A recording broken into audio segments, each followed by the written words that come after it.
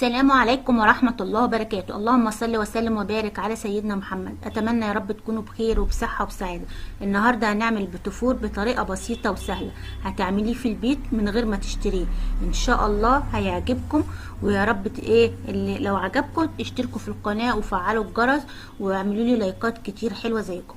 دلوقتي المكونات، دلوقتي ربع سمنة وربع زبدة، ربع كيلو سمنه وربع كيلو زبده، وتبقى جايه من التلاجة عشان تبقى ساقعه. دلوقتي هضربها لوحديها لغايه ما ما اسيحها شويه اهي زي ما انتوا شايفين اهو.